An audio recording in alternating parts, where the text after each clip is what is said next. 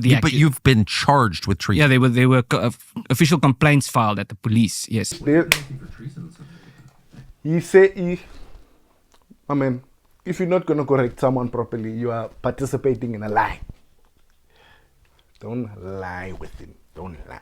You are lying if you're refusing to say no, not charged. Official complaints. That's what it was. So you do know the truth, but so you do know. Ladies and gentlemen, welcome back to another episode of the On the Country podcast. Am I allowed to swear in here? In Sweden. Yeah, I know we said let's not blame the government. It's just sad when we start then becoming indoctrinated. Your view on me.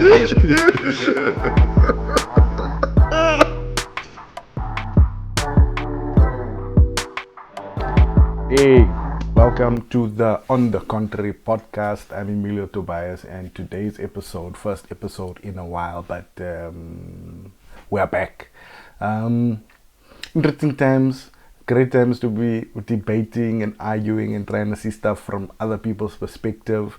I think it's quite important that when we argue, debate, or speak about the things we're going through as individuals or as groups or whatever, is to, after a while, just sit down and check your emotions. Because sometimes when you argue from emotion, which I think is happening here, like things come up, like racism from both sides is flaring up to the point that people who aren't even necessarily racist are like, they said that on that side? Well, then fuck them. Then it's like, yo, no one said that. Then it's like, yo, bruh, it's too late. You said what you said. So, I watched the Carlson interview with Ernst Roets. He's a very earnest guy, very serious guy. And somehow, hey man, this guy is like, he's weird because also like, he recently left, what do you call this thing? AfriForum and Solidarity, and I thought it was because they had different ideas on what they wanted to say to Trump. But I think they're trying to say the same thing, because Ernst, with his interview with Tucker, has went back on a couple of things, has retracted a couple of things, and carried on with embellishing and adding spice. There's like truth in what he's saying, but there's like truth without context, or true or blatant lies are difficult to find, man. But they are there. The blatant lies, you'll see when we go through the video, there's a point where Tucker would say like, that sounds absurd. Why would, and yes, Tucker Carlson is right, that's absurd, because it's not happening like that. Nah, it's not happening like that. So if we say people are being unalived on farms, it's true. If we're saying white people are being unalived on farms, that's also true. But there's context. But as we go through the clips, we'll clear up context or give you the whole picture instead of, finding victimhood. There's a guy that was on what's this thing called? Newsroom Africa. Afrikaans guy from another Afrikaans group who also don't agree with how AfriForum, Solidarity and Ernst are going about it, because he mentions that, yeah, as much as a lot of us don't like ANC, a lot of us don't like the way the country's being run, but this guy mustn't go over there and go tell the story like that, because it's not exactly true. But we're gonna go through the clips, pieces one by one. I'm gonna start off, maybe I'll do both as and when they come. Things he said right and things that he said wrong, and hopefully I'm not too wrong in explaining that. So, but here's a clip for those of us who need an idea of Ernst. What's this guy's name? Ernst.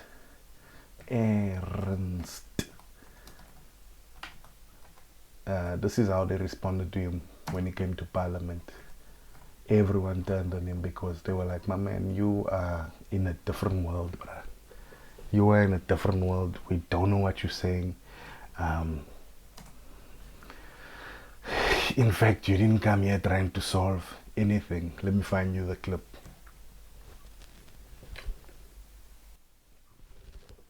Okay, I found the clip. There are three ways in which white people acquired land, namely, the settlement on empty land, the purchase of land through treaties, cooperation, and agreements, and most controversial but least significant, by conquest. You are drunk on ideology, the ideology of the obviously failing National Democratic Revolution. We are trying to build a South Africa. You are taking us back. En ek maak 'n bepleit met jou vandag dat your insults to the people here is unacceptable. We've been listening to you insulting us, lambasting on us, calling us names, but you want us to take you seriously. That's sheer insanity. You said they acquired empty land. That's the biggest hogwash I've ever had. I believe you've got like 8-bedroom house. You don't sleep in all of them. You only sleep in 1 bedroom. Does it mean the other 7 rooms are not yours just because you don't sleep in them? I know there is a member of parliament who said, should this happen, there will be civil war.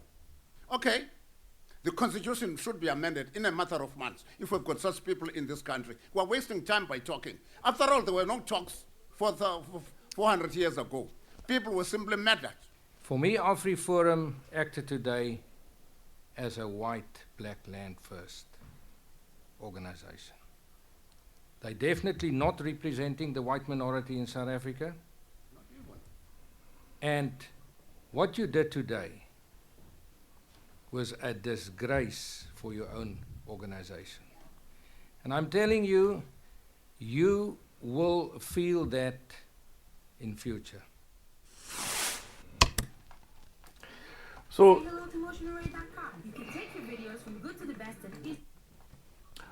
this homie must not give the idea, I think that he gets wrong, that he's been given a chance to speak in parliament. He's been given a chance to, him and AfriForum and all of them have been given a chance to speak in the biggest platforms and been taken the most seriously, where even other white people are saying to him, my man, you did not come here with the right spirit.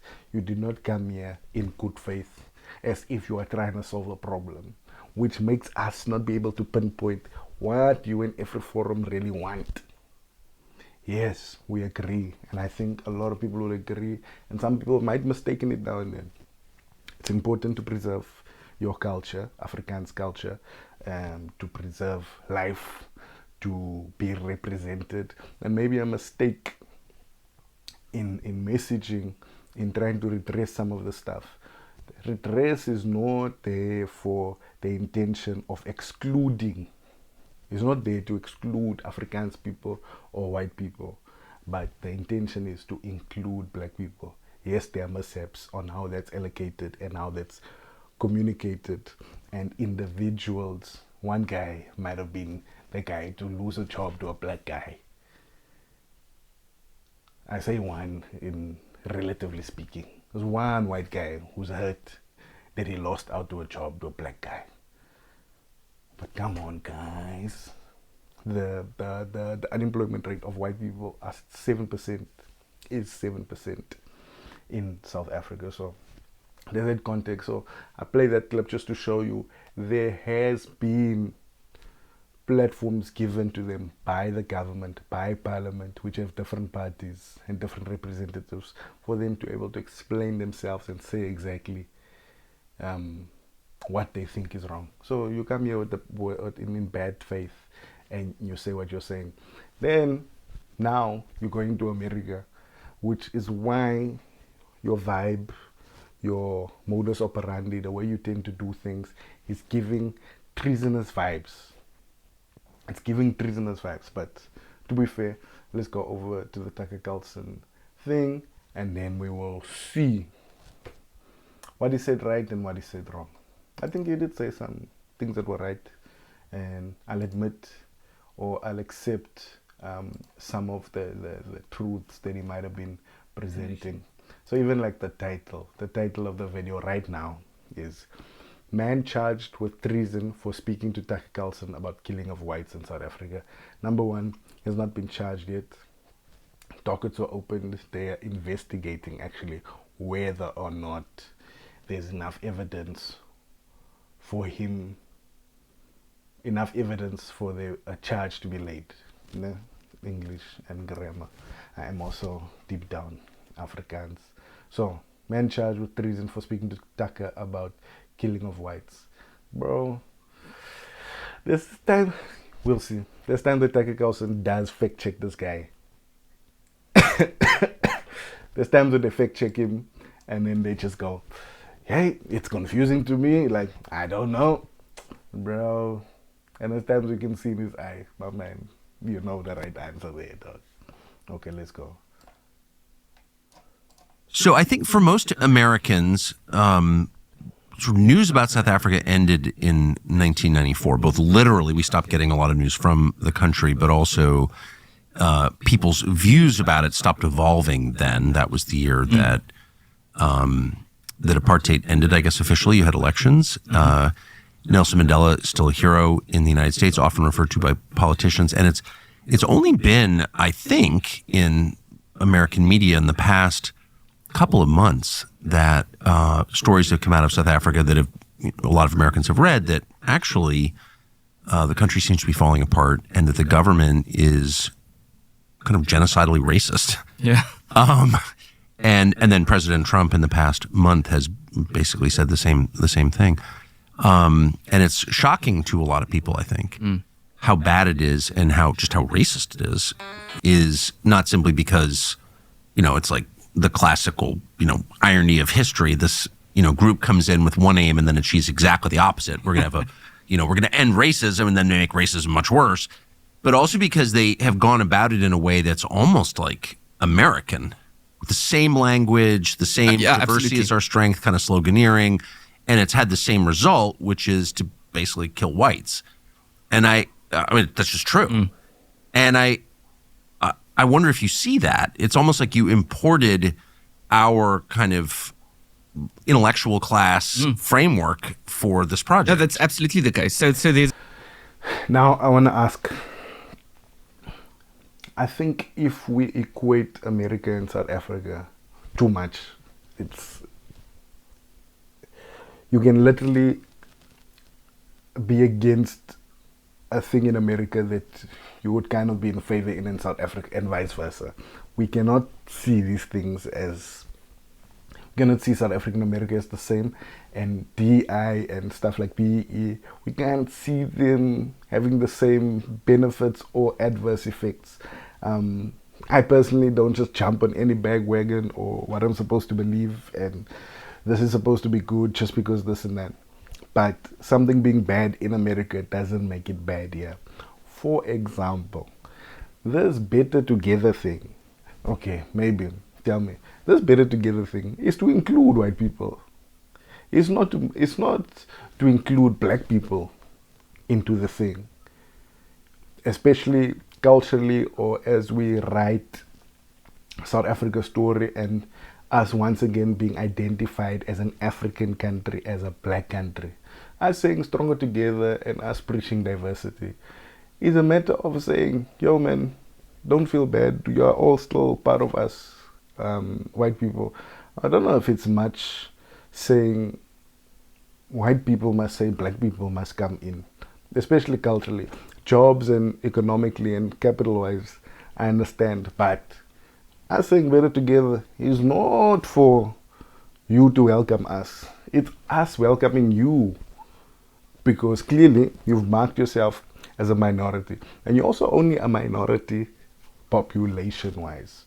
You are not a minority economically or as far as capital is concerned. So sometimes we must understand those terms. Yeah, it is. Majority. I mean, I'll admit to being kind of a dopey liberal in some ways. I really so much money. prefer the idea of people living together in harmony. I just feel that way. I can't help it. That's my Enlightenment legacy or something. I also think you should deal with reality, and I definitely don't think you should be allowed to kill people because of the way they look. Period.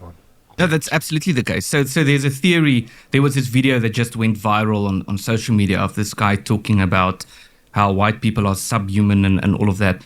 And they get, well, this is taught at universities in South Africa. There's a theory called Azania critical theory. Azania is a Pan-African word for South Africa. And they actually get this from Americans like Robin DiAngelo, who's this Ibrahim X. Kendi, Ta-Nehisi Coates, these people. They get it from them, and then they put an African flavor on it, which essentially boils down to a theory that justifies the targeting and extermination of the white minority. And so the theory, to summarize, goes more or less like this.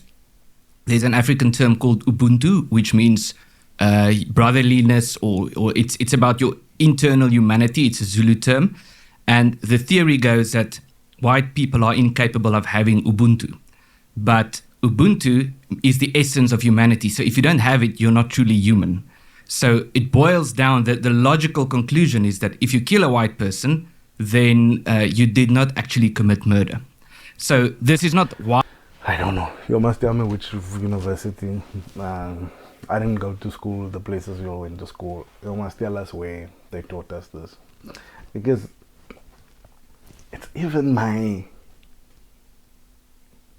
estimation that the people who kill, the people who were going to kill anyway, murderers, robbers, criminals in general, I believe those people are more scared of killing white people than they are anyone else. Maybe if you're a murderer, you've killed someone, let me know in the comments. Let me know in the comments. Hey. Because this thing, I don't know how many people. There's a few extreme people who think like that for some reason. Which I don't get, bro. I don't get. Like we fought for years to explain that like black people aren't genetically inferior, and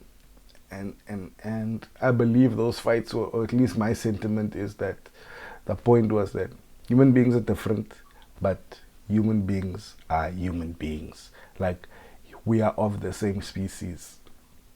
So that was the point. Hey man, genetically inferior and superior, my man, if those are the fights we're having, I think even on the black side, if you're fighting for, like what Nota said, if you're fighting for African superiority, bro, I don't know. There's a lot of people who aren't a fan of that. And I don't know where they're teaching this, but most people don't buy it. Of one race being superior to another. But yeah. This is not widely believed in South Africa, but this is taught at universities by university professors, and it's certainly believed by radical elements. It's a predicate for genocide. I mean, it's always the same in we're watching in parts of the world now. They're not fully human, right? So we can kill them because they're fully human. Then it's of course a grave sin to kill them. Yeah, well, we've always been saying that there's not a genocide in South Africa, looking at what happened in Rwanda and so forth. It's not the same thing. But it is very alarming to look at some of these claims that are being made and to compare that to what was made in Rwanda. You see, there is no genocide. He said it very early on, 14 minutes in. Very early on, 14 minutes in, there is no genocide. It's alarming. Yeah, some of this rhetoric is not nice to hear. I agree. And many non-white people also do not like that rhetoric. However symbolic or whatever the ideology is. It's uncomfortable. And its intention is to, agitate and provocate. It's provocate a word. It's to agitate and to provoke.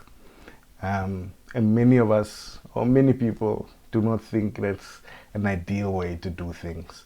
But then again, we are not all politicians, and some of these things go too far. Politicians might need to agitate and provoke, but I do think kill the Boer is too far. It's too strong. It's too much of a gut punch. Some people, it's necessary to do that gut punch, but it's not It's not a genocide, Buffett. It's not a genocide. I see people walking around, white people, walking around with flip-flops and shorts everywhere. But man, that is not a race under persecution. I can tell you that for sure. For sure. Compare that to what was made in Rwanda. Well, every country, and genocide broadly defined, an attempt to eliminate a group of people on the basis of their race or ethnicity. Mm. Yeah, and we have these political parties chanting, I mean, you've seen this, you've reported on this, chanting kill the Boer, kill the farmer to a stadium filled with people. And it's not just rhetoric, so they would say, no, it's just a metaphor. But it's preceded by a speech about how white people are criminals and should be treated like criminals, how everything they have is illegitimate and stolen, in which people are encouraged to go and invade their farms and so forth. And then they chant, kill the Boer, kill the farmer, and they make these hand gestures. Of course, the Boer is a reference to the Afrikaner people. But the reality is also that the farmers are being attacked and killed on their farms. So it's not just a metaphor. And our attempts at researching this has found that there's an increase in farm attacks when the political climate becomes heated or warmer, and these type of statements are made in a way that's highly publicized. You do get an increase in farm attacks, and it's very brutal and very horrific farm attacks that we see. So the farm attacks are attacks against white farmers. The context that's necessary here is, yes, farm attacks would go up, would go down, depending on police ministers and local, what do you call that, local commissioners and all those things. Yeah, it's going to go up and down.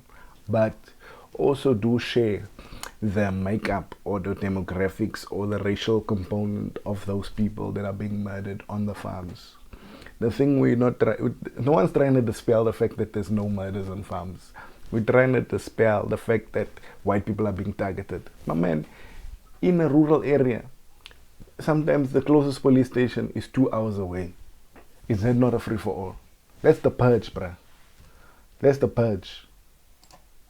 The farm attacks are attacks against white farmers, not exclusively white farmers, but it's attacks against farmers in South Africa, of which the majority is white. Right. Okay. So this has been going on a long time. I think it's been well documented. I believe you wrote a book about it, yes, which has become very... Did you catch that? Sometimes the reason why it feels like farmers are being attacked is because per capita there are more white farmers than any other farmer. But also, black farm workers are also being killed by white farmers. Sometimes a farmer kills his wife, sometimes farmer's wife kills him. Those things happen. Those are also in the stats. Also. Sold a lot of copies on Amazon, I noticed. Yes. And so none of this is like a secret, and all of it's verifiable because, dead people are pretty easy to track because they're dead. Yeah, so we have the names of the people who've been murdered. Exactly. Yeah. But in the United States, the country that inspired... Numbers. Give us numbers. Poppy X says, maybe you can't give us names. Poppy X says, you can't give us names. Give us numbers. Is that okay? Numbers. Ignored that and then gone beyond ignoring it to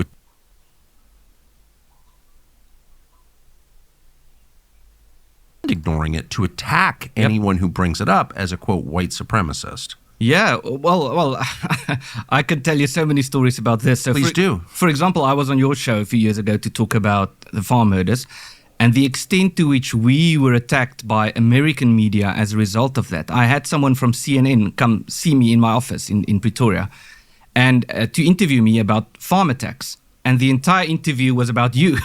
So he would put things to me and say, did you know Tucker Carlson said the following? Do you agree with this statement? And did you know that Donald Trump said this? And are you comfortable with this? And so I paused him at one stage and I said, what are we doing? I thought we were here to talk about farm murders and what's happening in South Africa. But the argument was that because Trump made that comment about farm murders in 2018, it has to be a non-existing issue because Trump is a liar and everything he says is false. And the same with you, because you spoke about it, that means that the problem doesn't exist. And we have to prove that it doesn't exist in order to get to you. Well, not only doesn't it exist... Now, good point. Point for Ernst, yeah. American culture shapes all of us.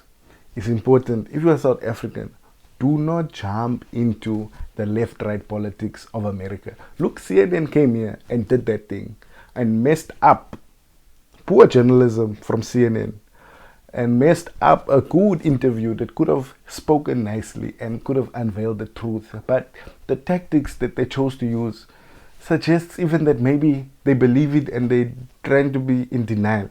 Yo, guys, everyone is saying investigate this thing full. Bring anyone you want. Bring your list of everyone who has been killed. Come and check for real. No one wants to hide anything. It's not true. So now, if CNN comes here with their politics and their Trump hate, bro, South Africa, stay out of that thing. We do not have left-right politics. Our parties are split. Any single party has some left, some right in them. So,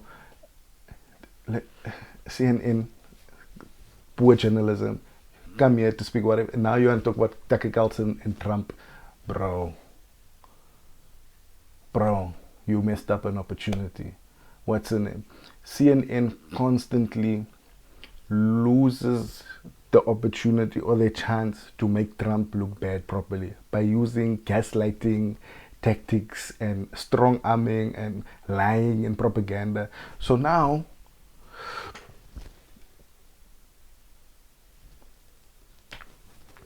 okay, CNN constantly wants to use propaganda and poor journalism to prove things without saying anything. It's like, yo man, stop with those tactics. We want just the truth. Just the truth. Real reporting, real stuff. So now your hate of Trump is going to skew this thing. Now we are part of all this thing that made Kamala Harris lose. This is why Kamala Harris lost. Because we can't trust CNN and that whole movement. All of us are left, bruh.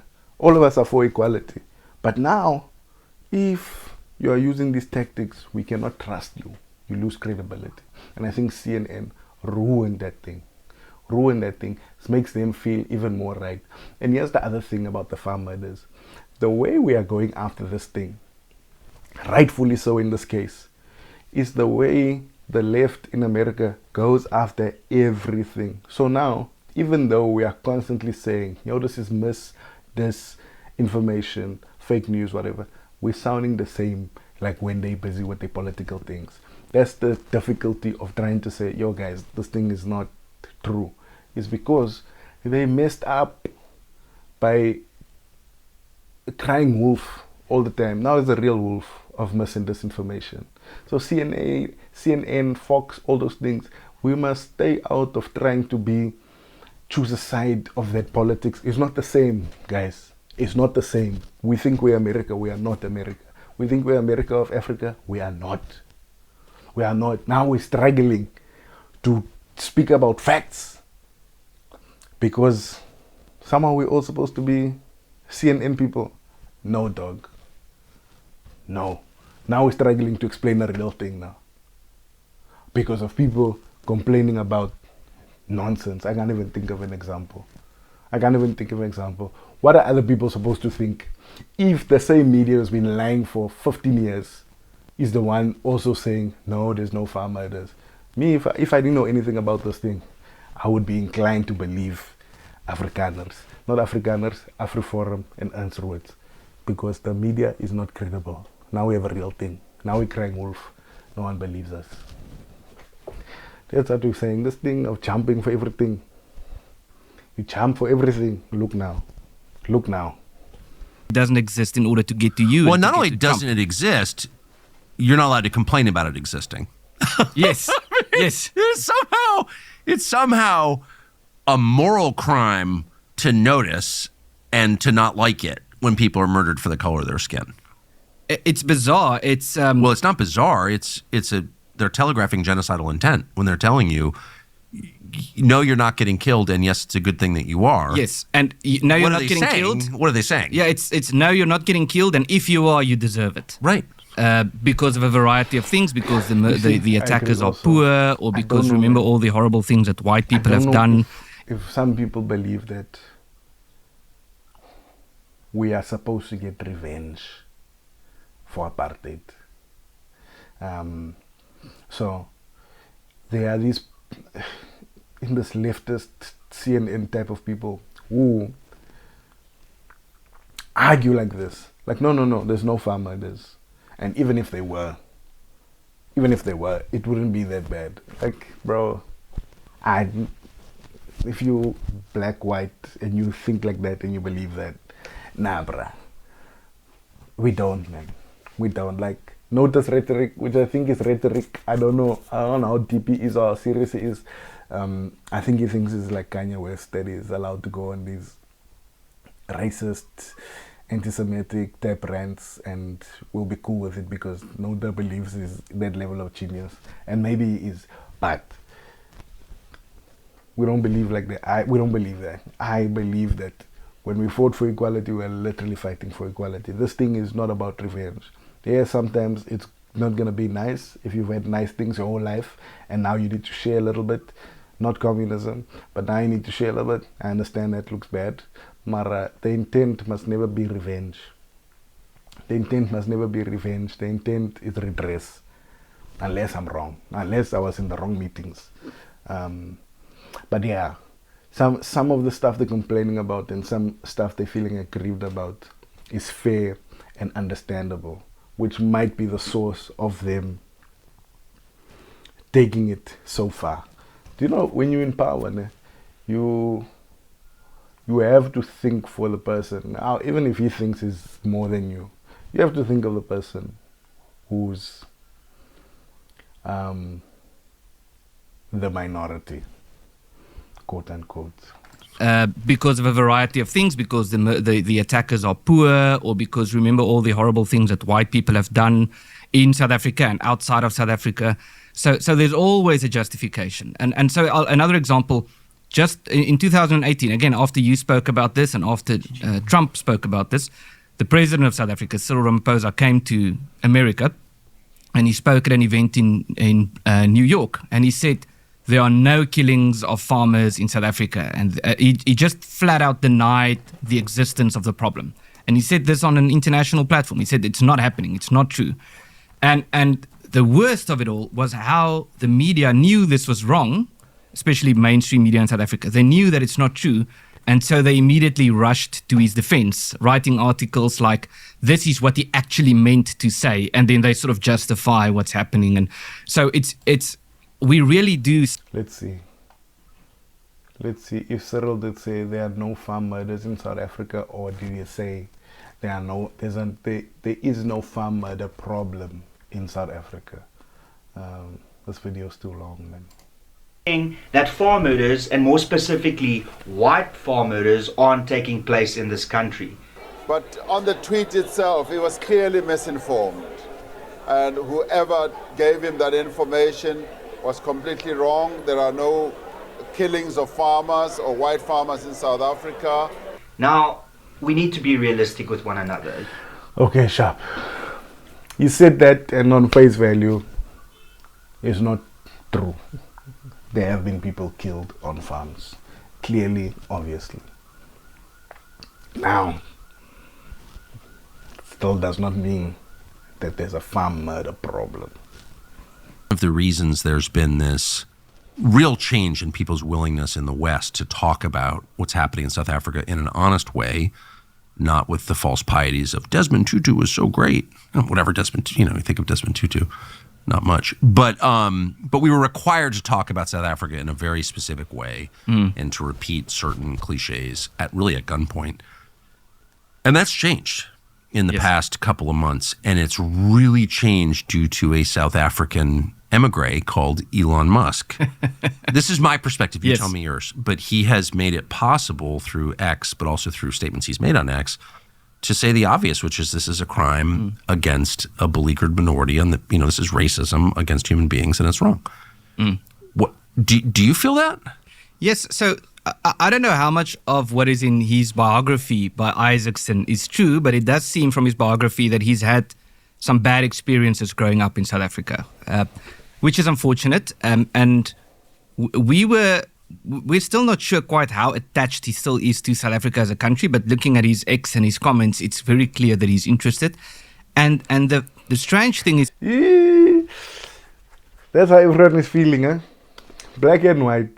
Well, because Elon Musk is not considered South African. Elon Musk, when he's introduced everywhere, they say he's a South African born American engineer, something like that.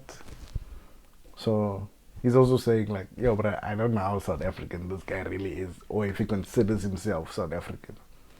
Thing is, even though some people are very angry with him for speaking about South Africa, the only thing that he's really doing is he's picking up a mirror and he's saying, look at what's happening in South Africa. And he's retweeting videos from rallies in South Africa. And Exactly. So he's literally just saying to people, look at this stuff that's happening in South Africa. Yeah, what do you think of this? Are you okay with this? No, do you defend this? I think, Right. well, a lot of people, I think, are. I can speak for a lot of people in saying that we're really, really grateful for what Elon Musk is doing to shed light on what is happening in South Africa. It must be.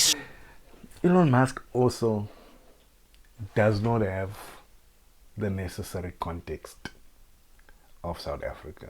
He hasn't been here in long. He does not know what's going on. And in fact, Elon Musk left, or part of the people that left, where some people went to Australia and said, hey, black people are going to eat us. Black people are going to kill us. There's going to be genocide. There's going to be civil war. There's going to be this, that, and the other. We are leaving. Elon Musk, with his mother and whoever, left to Canada because they were like, hey, we'll rather be safe than sorry. So we're going to go and live in America and live in Canada and all these places. So Elon Musk's idea, and even if you've seen his father's interviews on Vlad, his father's interview with Mac G, nice, lovable guy. His father's interview on Mac G just showed me that they are still of the family that thinks South Africa is out to get black people. South African people are still primitive, or African black people are primitive, and we don't think, and everyone is into muti murders. They're hanging children's things on the taxi, what's. So I think Elon Musk thinks like that. And if you're gonna say race-based laws, I'm gonna show you the video of the guy on ENCA. If you're gonna say race-based laws, like, just give it context. I'll show you that video now. At the end. It'd be so weird to live in a country that has received so much attention from Western media. So much attention. I mean, there's no other country in Africa where your average American knows the name of 3 famous people. You know what I mean? There's not even close. You name 3 famous people from, Congo. No. But every American knows about Nelson Mandela, probably Winnie Mandela, Desmond Tutu. Jan Smuts was also very big, who became this Boer general who was I talk about famous people. We're not talking about Jan Smuts, my dog. We're saying people we know. Trevor Noah, Charlize Theron. Not Jan Smuts, dog. But okay, cool. You need to plug your homie. Jan Smuts, away. Want to kill you, kill the Boer, you're subhuman. Those are not people who are going to say, yeah, go ahead and create your own independent state and not bother anybody, because you're going to be way more successful and prosperous than they are, and they're going to hate you on the basis of envy, of course. That's already happening. And we have to ask them nicely to make certain concessions right. towards No, us. I get it's not going to happen. So what is your plan? Well, I think the plan is to... His problem is asking nicely. My dog, come on, man. Those are like the white supremacy tendencies, where it's like it's too much to ask nicely. You shouldn't ask nicely. Bro, I thought Afrikaners were people of manners, bro. Afrikaners people are wonderful, bro. If you've ever been to Afrikaans person's house, bro, it's nice, dog. They have manners. They treat you nicely. They treat you like a king. Now for you, it's too much now. Come on, my dog. His problem is asking nicely. That's the issue. They've gone so ballistic after the recent comments by Trump and people like Elon Musk and so. Oh, have they? I'm sorry, I don't follow it that closely. Have they? Those comments were noticed in South Africa? Oh yeah, absolutely. Yeah, it's the biggest story in South Africa at the moment. Really? And what are they saying? Well, they're saying that the organizations that I was involved with at the time have committed treason. That we've been charged for treason. You've been charged with treason? Yeah. For what? For speaking, well, among others, for me speaking with you about what's happening. That's treason? In South Africa. Yeah, because it's bad mouthing your country. That's the argument. Damn. So I don't know if it was this one of the opposition parties who. I wanted to go charges. to Cape Town for Christmas just on vacation. I didn't have time in the end, but you'll have to put probably on I shades. probably shouldn't go. Is that what you're saying? No, you should come to South Africa. No, you should definitely come. Funny. I don't know if there's much will come from the treason charges, but that's it. You're inviting Naomi to Cape Town, bro, or is it because Cape Town is nice? It's nice, bro. It's good time. You're inviting Naomi to Cape Town, but there's things going on here. Okay, you did say there's no genocide. You did admit that there's no genocide, but okay. Carlson, come through, bro. Come through. There's one more clip I want to show you where it's like, there we go. Let's get to they talk about Orania. I don't know if there's much will come from the treason charges, but that's certainly but you've been charged with treason. Yeah, they were official complaints filed at the police. Yes. Official. What's the penalty for treason in South Africa? If you're not going to correct someone properly, you are participating in a lie. Don't lie with him. Don't lie. You are lying if you're refusing to say no, not charged. Official complaints. That's what it was. So you do know the truth, my dog. So you do know. Treason in South Africa. It would be imprisonment. We don't have the death. We don't have the death penalty. No, they just necklace you. It's informal. Well, I'm honestly, seriously, I'm more concerned if the question is about safety, about mob justice in South Africa than the actual government coming after you. Of course. Expropriate private property without compensation. That's the buzzword. It's just steal the land. Yeah. It's they call it EWC. It's expropriation without compensation, but it's confiscation of property. That's what it is. Well, how is expropriation without compensation different from stealing? No, exactly. But it's just shoplifting. But I mean, it's flabbergasting to see the extent to which, again, academics and analysts and journalists are rushing to the defense of the South African government. In South Africa there? Yes. So here's one of the many bizarre things that they would say. They would say, this is all a lie. You guys are lying. Dr. Carlson understands it as, so white people aren't allowed to own land. Correct him and say, no, that's not what they're saying. In fact, this expropriation bill says we can expropriate, which they do explain. There might be conditions where we expropriate with no compensation. And then EFF's proposal, where they expropriate all land from everyone, will mean that no one can be a property owner, which I don't think most people don't want, white people and black people. But correct him when he says, so white people can't own land. Just correct him that's not what it is. Because in all honesty, if these things were true, then Tucker Carlson and Donald Trump are acting in a proper manner, if they were true. But correct, if your plan is to tell the truth, or you intend to tell the truth, my dog. Expropriation without compensation different from stealing. No, exactly. But it's just shoplifting. But I mean, it's flabbergasting to see the extent to which, again, academics and analysts and journalists are rushing to the defense of the South African government. In South Africa there? Yes. So here's one of the many bizarre things that they would say. They would say, this is all a lie. You guys are lying. It's not expropriation without compensation. It's expropriation with compensation, but compensation can be nil. So it can be zero compensation. So it's not happening, but it's a good thing that it is. Yeah, that's it. That's exactly always, it. As always, right. And so the president has just signed the expropriation bill in South Africa, which is now, which they now all... He signed it. Yeah. So so there's still an attempt to change the constitution, and there's now a new bill in in process. It was just announced, I think, a week ago that they want to pass through Parliament that says that 80% of, that's what it boils down to, that 80% of land or property in South Africa must be owned by black people. So, because it says it must be racially representative. And so I want to tell you a quick story about this because it sort of highlights the ideology. I was at a land summit in South Africa, and a spokesperson for the Department of Land Reform spoke.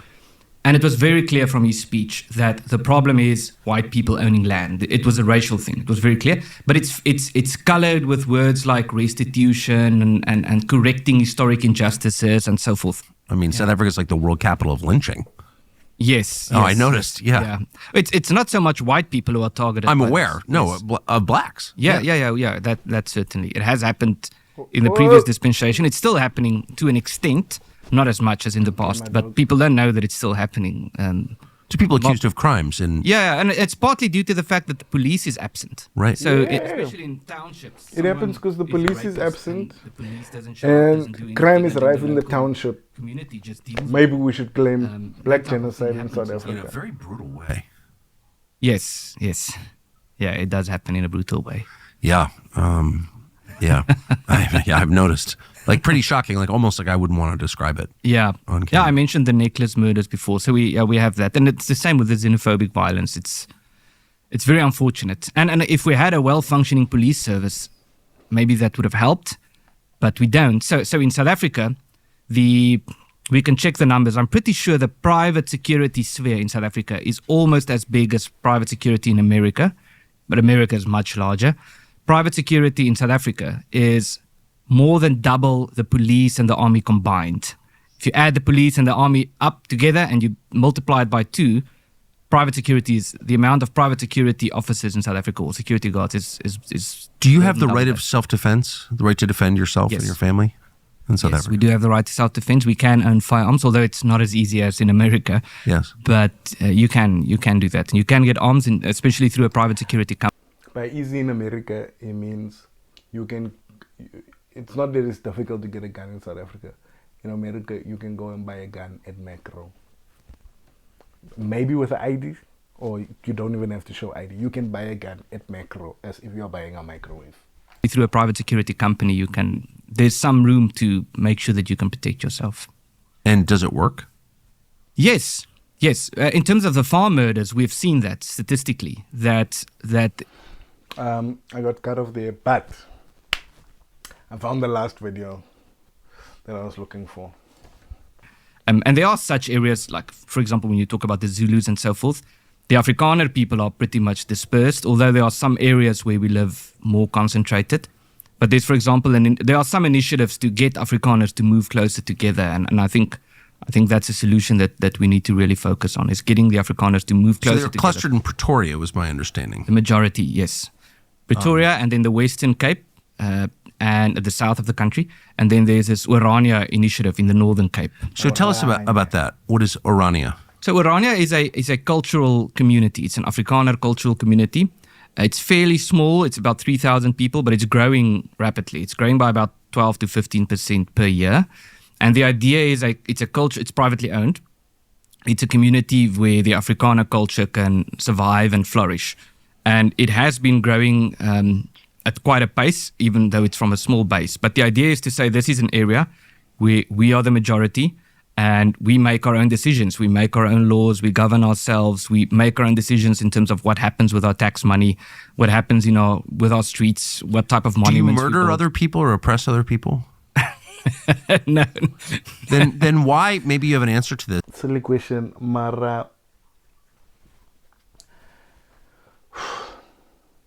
Orania.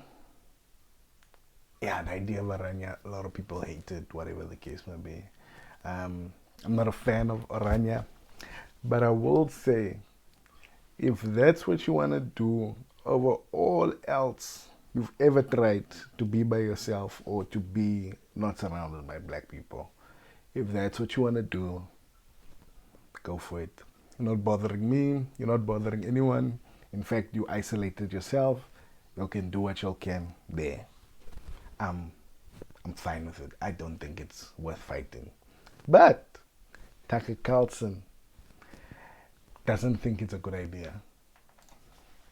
maybe you have an answer to this. A neighborhood, a community of 3,000 people, which is tiny, even by South African standards, has received unrelenting negative media attention in the West. Why is that such a moral crime, such an outrage to have a community like that? Yeah, it's bizarre the extent to which Orania has been attacked, especially in the international media. So I spoke with a friend in Europe recently who said to me, I've only read negative things about Orania, but that's why I like it. because I know who's writing it. A lot of us have reached that conclusion. Yeah. Yes. And so in South Africa, there are many traditional... The lying is just... Can I just pause and just say... Yeah, you see, that's why when we catch media lying, let's not just jump on anything. Because the day when they tell the truth, no one's going to believe them.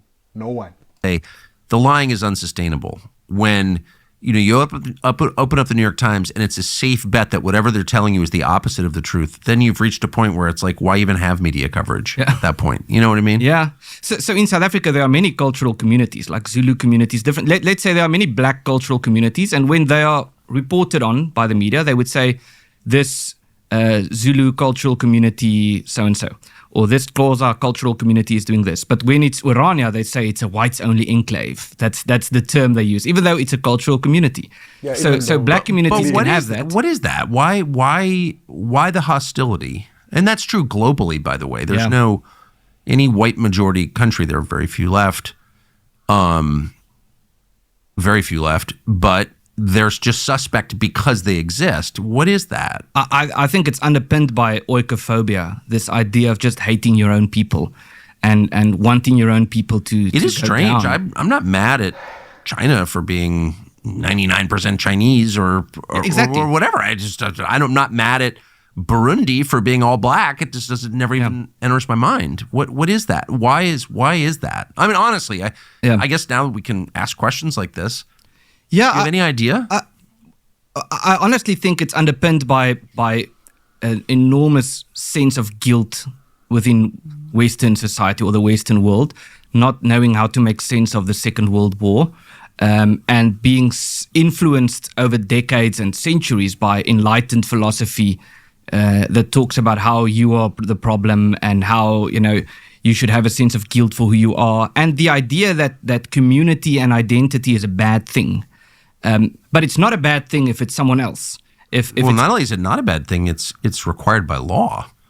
Community and identity, I mean, those are like the buzzwords of the moment. Yes. But those are, I mean, basically it's just like everyone hates whites, including a lot of whites, and I just don't understand that. I am white, but I'm kind of agnostic on the question. I kind of like all people. I think they're all created by God. But we're required to pretend this isn't happening, but it is happening.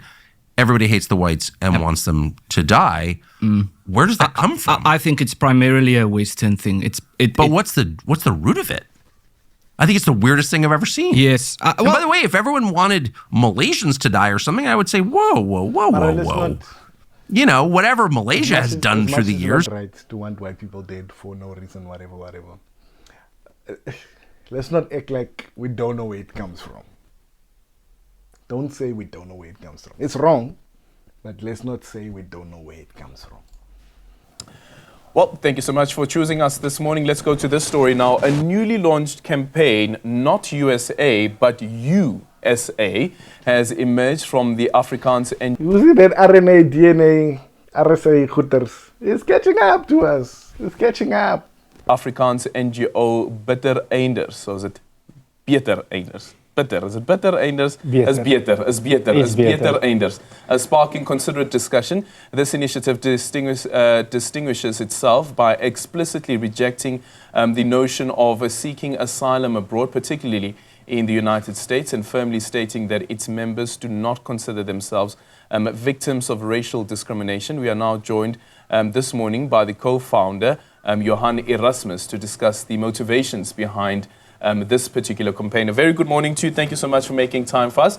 Beter Einders, tell us more about it and what has brought about this idea. Sure. So Beter Einders as an NGO was formed a number of years ago, and we are aimed at, we focus on reconciliation, we focus on social development work, and to a certain extent we're a door for Afrikaners to come into the new South Africa. At least that's how we see ourselves.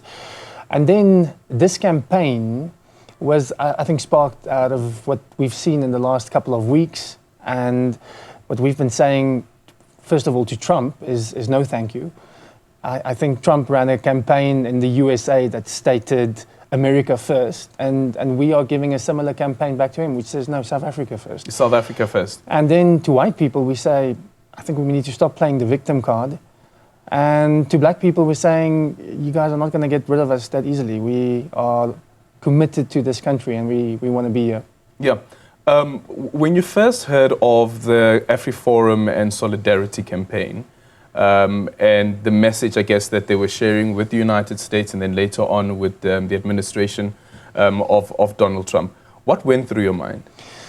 Well, I mean, this has been happening for a long time. Yeah. So we've been in conversation with many members of AfriForum. We've had public discussions like that, online discussions where we've been critiquing their narrative, and we don't think that they are necessarily lying, that side, but they are not living in complexity. They are not putting their facts in tension with a whole bunch of other facts. So, for example, if you talk about all the race laws and BEE legislation, you need to put that in tension with the fact that 36% of black people in South Africa is unemployed versus 7% of white people. The unemployment among white people in South Africa is less than that of Spain. White people earn 4 times more than black people. So I'm not trying to diminish and say that white people feeling unfairly treated by BEE is nothing. I'm just saying that you need to put it in tension with this. And in terms of the farm murders, we are connected as an organization with many farmers, many white commercial farmers, and they just simply do not share the same narrative. That doesn't mean that we deny the reality of farm murders, but we also say in the same voice that if you're a black person in South Africa, you are more likely to be the victim of crime than a white person. Yeah. And that's all we are saying. And I think it's a breath of fresh air, and I think the dust is settling. It's nice to know that it's just a few white people who really want to see the worst. So here's a guy. Go check out the full interview on Newsroom Africa's YouTube. We just say, yo, man, this thing is complex. It's not untrue that there's farm murders. It's not untrue that there are race-based laws, but give it the necessary context. And that's Afrikaner to Afrikaner saying, let's stop playing victim in these things, please. And that's it for today. We'll see you soon. See you in the next video. Like, share, subscribe, comment, if that's a thing. Ladies and gentlemen, welcome back to another episode of the On the Top podcast. Am I allowed to swear there? Then swear. Yeah, I know we said let's not blame the government. It's just sad when we start then becoming indoctrinated. View on here.